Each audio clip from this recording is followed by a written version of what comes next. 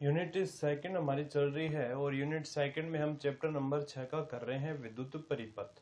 और जो हमारा टॉपिक चल रहा है वो है विभवमापी। और हमने विभवमापी का अपना एक टॉपिक कंप्लीट किया था और एक इसका अनुप्रयोग भी हमने पिछले वीडियो में किया था। अब इसका सेकंड अनुप्रयोग है, वो अनुप्रयोग हम अभी स्टार्ट करेंगे। विभवमापी के 3 अनुप्रयोग हैं, एक अनुप्रयोग हो गया है। अब दूसरा अनुप्रयोग आज हम पढ़ेंगे जिसका नाम है सेकंड अनुप्रयोग। हम करेंगे विभवमापी की सहायता से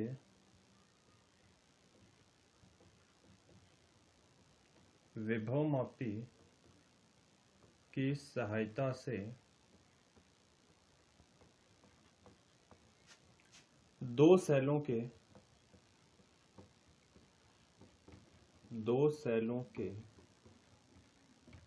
विद्युत वाहक बलों की तुलना।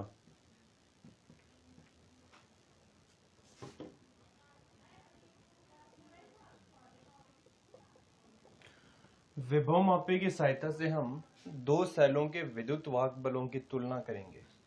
तो सबसे पहले देखना विभवमापी है वो बनाते हैं। विभवमापी में दो परिपथ होते हैं, एक तो प्राथमिक परिपथ और एक होता है द्वितीयक परिपथ।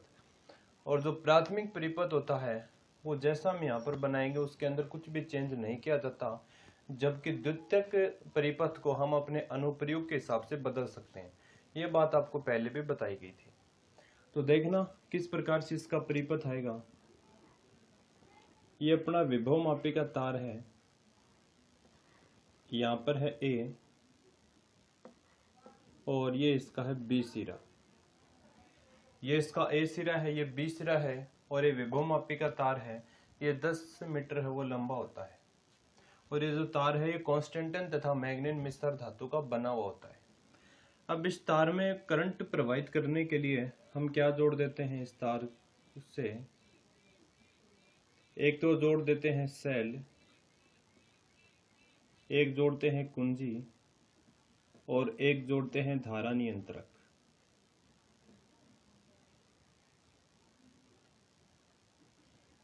ये इस प्रकार से जोड़ देते हैं। ये जो परिपथ है इस परिपथ को हम बोलते हैं प्राथमिक परिपथ। ये परिपथ होता है प्राथमिक परिपथ। यह है सेल, प्राथमिक सेल, इसको लिखते हैं ईपी से। यह है कुंजी K1 और यह है धारा नियंत्रक RH। ये विभवमापी का प्राथमिक परिपथ है। अब हम बनाएंगे विभवमापी का द्वितीयक परिपथ अपने अनुप्रयोग के हिसाब से। तो अपना अनुप्रयोग है दो सेलों के विद्युत वाहक बलों की हमें तुलना करनी है। तो देखना किस प्रकार से। और जो पॉजिटिव सिरा है बैटरी का वो बिंदु ए से हम जोड़ देते हैं। सभी का जो प्लस सिरा है, जैसे कि इस सेल का पॉजिटिव है इसका नेगेटिव, तो पॉजिटिव सिरा बिंदु ए से जुड़ा हुआ होता है। इस प्रकार से एक सेल ये जोड़ देते हैं प्लस और माइनस। इसी प्रकार से एक सेल और जोड़ते हैं प्लस और माइनस। इन दोनों सेलों के विद्युत वाहक बलों की हमें तुलना करनी है। इस सेल को हम नाम दे देते हैं E1 और इस सेल को नाम देते हैं E2। तो आप देख सकते हो ये दोनों सेलों के प्लस प्लस सिरे बिंदु ए के ऊपर जुड़े हुए हैं। तो पॉजिटिव सिरे बिंदु ए के ऊपर जुड़े रहते हैं।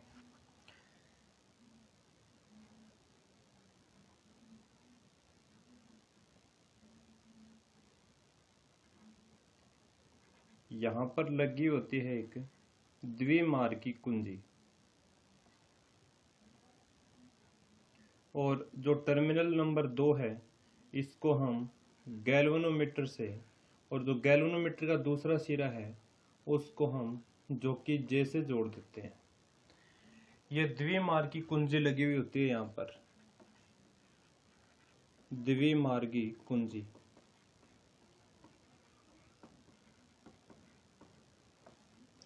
ये द्विमार्गी कुंजी यहाँ पर लगी हुई होती है। ये टर्मिनल 1 2 3, टर्मिनल 2 को धारामापी से और धारामापी का जो दूसरा सिरा है उससे जो कि जे को जोड़ा जाता है। और ये जो E1 और E2 है इन दो सेलों के विद्युत वाहक बलों की हमें तुलना करनी है। तो देखना हम किस प्रकार से दोनों सेलों के विद्युत वाहक बलों की तुलना करेंगे, इसकी जो बनावट है और जो इसकी रचना और कार्यविधि वो आप आराम से लिख सकते हो इसके बारे में, जो मैंने इससे पहले करवाया भी है। यहाँ पर हम सिर्फ दो सेलों के विद्युत वाहक बलों की तुलना करेंगे, किस प्रकार से करते हैं वो यहाँ पर आप देखना। तो सबसे पहले हम क्या करेंगे, ये जो टर्मिनल 1 और 2 है, क्योंकि एक कुंजी यहाँ पर लगी होती है और एक कुंजी यहाँ पर लगी हुई होती है, तो हम क्या करेंगे, टर्मिनल 1 और 2, ये टर्मिनल रहा 1 और ये टर्मिनल रहा 2, टर्मिनल 1 और 2 के मध्य में सबसे पहले हम इसको बंद करेंगे 1 व 2 को। और ये याद रखना, जो प्राथमिक परिपथ है ये हमेशा इसका जो डॉट है ये लगी हुई होती है, यानी कि स्विच ऑन रहता है। सबसे पहले हम क्या करेंगे, विद्युत वाहक बल की तुलना करने के लिए तो टर्मिनल 1 और 2 है, इसके मध्य में हम इसको बंद कर देंगे, यानी कि जो कुंजी लगा देंगे 1 और 2 के मध्य में। यहाँ पर सबसे पहले हम लगाएंगे 1 और 2 के मध्य में। अब जैसे हम 1 और 2 के मध्य में कुंजी लगाएंगे, ये जो सेल है इस सेल से धारा बहने स्टार्ट हो जाएगी यानी कि अपने पास परिपथ में ये E1 वाला सेल आ जाएगा और इस सेल में धारा बहने स्टार्ट हो जाएगी जैसे हम 1 व 2 के मध्य डॉट लगा देंगे। डॉट का मतलब है कि इसके मध्य हम कुंजी लगा देंगे। अब हम क्या करेंगे, जैसे डॉट लगाएंगे फिर हमें संतुलित लंबाई यहाँ पर नोट करनी है। तो संतुलित लंबाई लेके हम क्या करेंगे, ये जो कि J है इसको हम लेंगे। अब संतुलित लंबाई ज्ञात करने के लिए जो कि J को हम काम में लेंगे। अब जैसे ही हम जो कि J को बिंदु A के ऊपर लगाएंगे, क्योंकि हमें जो संतुलित लंबाई है बिंदु A से B तक हमें जाना है, सबसे पहले हम जो कि J को बिंदु A के ऊपर टच करेंगे, जैसे कि इस प्रकार से जो कि होती है। तो सबसे पहले हम यहाँ पर टच करेंगे बिंदु A सिरे के ऊपर जो कि को टच करेंगे। तो जो धारामापी है ये धारामापी रही, इसमें विक्षेप है लेफ्ट साइड में आएगा, इसमें विक्षेप आएगा लेफ्ट साइड में। और अगर हम बिंदु B के ऊपर टच करेंगे जो कि को, तो जो विक्षेप है वो आएगा राइट साइड में। तो अब हमें यह पता चल जाएगा कि जो शून्य विक्षेप है वो A और B बिंदु के बीच में ही कहीं पर आएगा। तो जैसे ही हम जो कि J को इसके बीच में टच करेंगे तो धारामापी में शून्य विक्षेप प्राप्त हो जाएगा, यानी कि जो धारामापी की जो सुई होती है वो एकदम से सीधी खड़ी हो जाएगी, 0 के ऊपर आ जाएगी। तो वहां पर जो स्थिति आएगी उसको हम बोलेंगे शून्य विक्षेप की स्थिति, क्योंकि ये वहां पर है वो I इक्वल टू क्या हो जाएगा, 0 हो जाएगा। अब इसमें तो धारा I है, I का मतलब 0 होने का मतलब ये है कि जो ये जो तार लगा हुआ है जो कि J वाला तार है, अब इस तार में से कोई धारा प्रवाहित नहीं होगी, क्योंकि I इक्वल टू 0 हो गया है। और ये 0 होने के पीछे मेन कारण ये है कि जो सेल E1 है और ये हम मान लेते हैं कि 0 हुआ है L1 लंबाई के ऊपर, यानी कि L1, क्योंकि इसमें एक स्केल लगी होती है, स्केल की सहायता से हम L1 है वो ज्ञात कर सकते हैं। हमने ये मान लिया कि जैसे ही हम जो कि J को यहाँ पर टच करेंगे तो हमें शून्य विक्षेप प्राप्त हो जाएगा, और वो स्केल से जो लंबाई है वो हमने मान ली है L1 है। तो अब हमें ये पता होना चाहिए कि 0 हो क्यों रहा है, कि ये पर धारामापी में विक्षेप 0 होने का कारण क्या है। तो इसके पीछे क्या कारण है, कि जो L1 का विभव है वो ये जो सेल लगा हुआ E1 इसके विभव के बराबर हो जाएगा, क्योंकि ये जो L1 है यहाँ पर विभव उत्पन्न कर रहा है ये प्राथमिक सेल, ये जो प्राथमिक सेल लगा हुआ है, प्राथमिक सेल, ये जो L1 के ऊपर जो विभव उत्पन्न कर रहा है ये प्राथमिक सेल EP कर रहा है। तो जो इतना विभव होगा वो E1 के विभव के बराबर में होगा, इसलिए विभव का अंतर यहाँ पर 0 है, क्योंकि इसका विभव और इसका विभव बराबर है। अगर विभव बराबर है तो विभवांतर कितना हो जाएगा, 0। अगर विभवांतर 0 है तो परिपथ में कोई धारा प्रवाहित नहीं होगी, क्योंकि धारा प्रवाहित होने के लिए विभव का अंतर होना जरूरी है। अब दोनों का अंतर ही अगर समान है, इसका विभव और इसका विभव अगर समान है तो परिपथ में कोई धारा प्रवाहित नहीं होगी, इसलिए I इक्वल टू यहाँ पर क्या होता है, 0 होता है।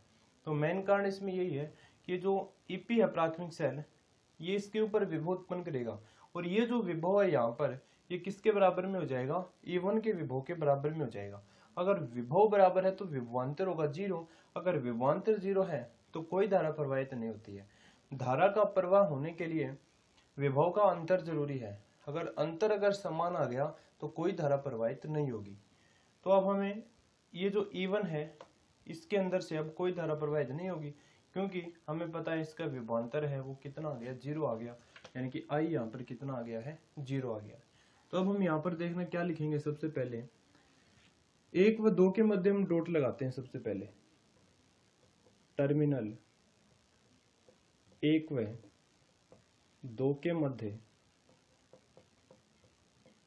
डॉट लगाते हैं।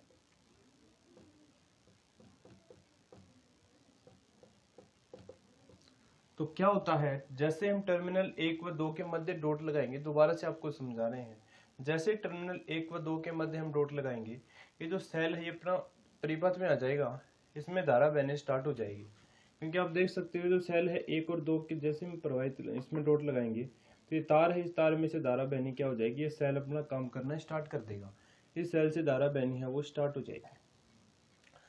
अब ये जो धारा बहनी स्टार्ट हो जाएगी, फिर हम क्या करेंगे कि ये जो कि जे है, ये जो कि जे, इसको हम लेंगे और हमें शून्य विक्षेप की काय स्थिति प्राप्त हो रही है वो नोट करेंगे। तो जैसे ही हम जो धारा जो कि जे है इसको बिंदु ए पर टच करेंगे तो विक्षेप वो लेफ्ट साइड में आएगा, बिंदु बी पर टच करेंगे तो राइट साइड में आएगा। तो अब हमें ये पता चल जाएगा कि जो शून्य विक्षेप है वो बिंदु ए और बी के बीच में ही कहीं पर आएगा। तो ये जो शून्य विक्षेप है, जैसे शून्य विक्षेप आ गया गैल्वेनोमीटर की सुई एकदम से सीधी हो जाएगी, ये 0 के ऊपर आके रुक जाएगी, यानी कि वहां पर धारा क्या हो जाएगी, 0। और धारा 0 है वो क्यों हो रही है, क्योंकि इसका विभव है जो L1 का विभव है वो किसके बराबर में हो रहा है, E1 के विभव के बराबर में हो रहा है। अगर विभव बराबर है तभी धारा प्रवाहित नहीं होगी, क्योंकि इसमें विभवांतर 0 है। तो विभवांतर 0 तो कोई धारा प्रवाहित नहीं होती है। धारा प्रवाहित होने के लिए विभव का अंतर जरूरी है, इसमें अंतर कोई है भी नहीं, इसलिए इसमें I इक्वल टू क्या होता है, 0। यानी कि इसका विभव E1 का विभव है वो L1 के विभव के बराबर में हो जाता है इस स्थिति में। यानी कि E1 है, विद्युत वाहक बल है, वो L1 का विभव के क्या होता है, बराबर। और ये जो L1 के ऊपर विभव उत्पन्न कर रहा है ये प्राथमिक सेल ईपी। और ये आपको बताया गया था कि इस सेल के ऊपर विभव है वो एक समान रूप से वितरित होता है। जैसे कि यहाँ पर हम अगर 10 वोल्ट लेके चलें तो 10 वोल्ट यहाँ पर होगा 9 वोल्ट, 8 वोल्ट, 7 वोल्ट, इस प्रकार से लास्ट में हो जाएगा कितना अपना, 0 वोल्ट। तो विभव है वो इसके तार के ऊपर एक समान रूप से वितरित होता है, जिसको हम बोलते हैं विभव प्रवणता। तो E1 बराबर आ गया अपना L1 का विभव। तो E1 इक्वल टू, हमें तो L1 का विभव देखना है, तो L1 का विभव कितना हो जाएगा, x इंटू में L1। इसको हमने समीकरण नंबर दे दिया है 1, जहां ये x है यह है विभव प्रवणता, विभव प्रवणता। क्योंकि हमें पता है इस कंप्लीट तार की लंबाई अगर हम L लें, कंप्लीट तार की अगर लंबाई L लें तो V बराबर कितना होगा अपना L। अगर एकांक लंबाई के ऊपर हमें विभव पतन देखना है, एकांक लंबाई के ऊपर, तो अपने पास कितना हो जाएगा, V अपॉन L। इसी प्रकार से ये x है, इसको हम विभव प्रवणता बोलते हैं कि विभवमापी तार के ऊपर प्रत्येक अंक लंबाई पर विभव पतन को हम विभव प्रवणता कहते हैं। तो E1 इक्वल टू आ गया XL1, जहाँ x है विभव प्रवणता, यानी कि इस तार के ऊपर एकांक लंबाई में उत्पन्न विभव पतन को, और एकांक लंबाई हमने कितने ली है, L1 ली है, तो x इंटू में आ गया L1। इसको हमने लिख दिया है समीकरण नंबर 1। अब हम क्या करेंगे, इस डॉट को यहां से हटा देंगे, इस डॉट को यहां से हटा दिया है, और जो डॉट हम लगाएंगे वो अब हम कहां पर लगाएंगे, 2 व 3 के मध्य, यहां पर हमें डॉट लगानी है। तो जैसे हम 2 और 3 के मध्य में डॉट लगाएंगे, ये अपना सेल E2 है, ये काम करना स्टार्ट कर देगा। अब जैसे ये E2 काम करना स्टार्ट करेगा तो हमें जो कि जे को लेना है और जो कि जे को टच करवाना है बिंदु ए के ऊपर। जैसे बिंदु ए पर हम टच करवाएंगे ये लेफ्ट साइड में विक्षेप दिखाएगा, और बिंदु बी पर हम टच करवाएंगे तो ये राइट साइड में विक्षेप दिखाएगा। तो कहीं पर 0 है वो इसके मध्य में आएगा। तो 0 है वो हम मान लेते हैं कितनी लंबाई के ऊपर आ रहा है, L2 लंबाई के ऊपर हमें शून्य विक्षेप प्राप्त हो रहा है, यानी कि L2 लंबाई के ऊपर हमें कोई धारा प्रवाहित नहीं हो रही है। तो इस स्थिति में जो E2 का विभव है, ये जो E2 का विभव है वो L2 के विभव के बराबर हो जाएगा। बस इतनी सी बात है। अब हम करेंगे 2 व 3 के मध्य में डॉट लगाएंगे, टर्मिनल 2 व 3 के मध्य डॉट लगाने पर, तो डॉट लगाएंगे तो जो E2 का विभव है वो L2 के विभव के बराबर में आएगा। तो E2 इक्वल टू कितना हो जाएगा अपना XL2, और इसको हम लिख देते हैं समीकरण नंबर 2। यानी कि अब की बार हमने क्या है 2 और 3 के मध्य में डॉट लगाया है, और जैसे हम 2 और 3 के मध्य में डॉट लगाएंगे सेल E2 काम करना स्टार्ट कर देगा। अब हम जो कि J को लेंगे, बिंदु A पर टच करवाएंगे लेफ्ट साइड में विक्षेप, B पर टच करवाएंगे राइट साइड में विक्षेप, तो शून्य विक्षेप इसके मध्य में होगा और वो लंबाई हम मान लेते हैं L2 है। ये आपको स्केल की सहायता से, क्योंकि यहाँ पर वो स्केल लगी हुई होती है जिसके ऊपर पैमाने अंकित होते हैं, उसके द्वारा हम L2 को ज्ञात कर सकते हैं कि कितनी लंबाई के ऊपर हमें शून्य विक्षेप प्राप्त हुआ है। तो उसको L2 हमने लंबाई मान लिया है, तो E2 इक्वल टू आ गया L2 का विभव, और ये जो L2 का विभव है ये सेल प्राथमिक सेल उत्पन्न कर रहा है, तो E2 इक्वल टू आ गया XL2, इसको समीकरण नंबर दे दिया 2। अब क्या करेंगे, समीकरण 1 भाग में समीकरण 2, तो समीकरण 1 E1, 2 है E2, समीकरण 1 है XL1 और समीकरण 2 है XL2, तो x कैंसिल, तो E1 बटा E2 अपने आ गया L1 बटे L2। इस समीकरण की सहायता से हम दो सेलों के विद्युत वाहक बलों की तुलना कर सकते हैं। ये इंपॉर्टेंट फॉर्मूला है। इसी फॉर्मूले के द्वारा हम दो सेलों के विद्युत वाहक बलों की तुलना करते हैं। तो ये अपना सेकंड अनुप्रयोग है, ये अपना कंप्लीट हो गया है। आपको जो नोट्स हैं वो PDF के जरिए भेज दिए जाएंगे। तो देखना इसमें हमने क्या किया है कि प्राथमिक परिपथ है उसको, उसमें कुछ भी चेंज नहीं करना होता, प्राथमिक परिपथ को ऐसा कैसा रख देना है। अब अनुप्रयोग के हिसाब से हमें दूसरा परिपथ है वो बनाना है, तो दूसरे परिपथ को हमने किस प्रकार से बनाया कि हमें दो सेलों के विद्युत वाहक बलों की तुलना करनी है।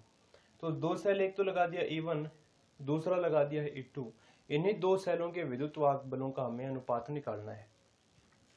यहाँ पर एक द्विमार्गी कुंजी लगी हुई होती है, ये कुंजी कुछ इस प्रकार की होती है।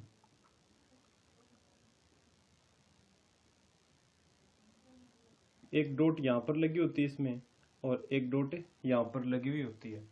अब हमने क्या किया है, 1 और 2 3, अब जो टर्मिनल 2 है उससे हम धारामापी को जोड़ते हैं, और जो धारामापी का दूसरा सिरा है वो जो कि J से जुड़ा होता है। सबसे पहले हमें क्या करना है कि ये जो सेल E1 है इसको काम में लेना है। तो E1 को काम में लेने के लिए हमें 1 व 2 के मध्य डॉट लगाना पड़ेगा। डॉट का मतलब वो है कि इसके मध्य आपको कुंजी लगानी पड़ेगी। तो इसको हमने ऑन कर दिया है। तो जैसे हम इसको ऑन करेंगे, E1 सेल है वो अपना परिपथ में आ जाएगा, काम करना स्टार्ट कर देगा। फिर हम करेंगे जो कि J को लेंगे और शून्य विक्षेप की स्थिति नोट करेंगे। अब बिंदु A पर टच करेंगे तो विक्षेप आएगा लेफ्ट साइड में, बिंदु B पर टच करेंगे तो राइट साइड में विक्षेप आएगा। तो इसका मतलब है कि शून्य विक्षेप आएगा बिंदु A और B के बीच में कहीं के ऊपर। तो A और B के बीच में हमें शून्य विक्षेप आ गया है, और वो लंबाई हमने मान ली है L1 है। और ये इस स्थिति में धारा गैल्वेनोमीटर में से कोई धारा प्रवाहित नहीं होगी, यानी कि जो कि J पर हमने तार जोड़ दिया है इसके अंदर से कोई भी धारा प्रवाहित है वो नहीं होती है, क्योंकि इसका विभव है L1 का विभव, वो E1 के विभव के बराबर आ जाता है। अगर विभव का अंतर ही अगर 0 होगा, तो विभवांतर अगर 0 होगा तो परिपथ में कोई धारा प्रवाहित नहीं होती। धारा प्रवाहित होने के लिए विभव का अंतर जरूरी है, और इसमें विभव का अंतर कुछ हो नहीं रहा है, इसलिए परिपथ के अंदर कोई धारा प्रवाहित नहीं होती है।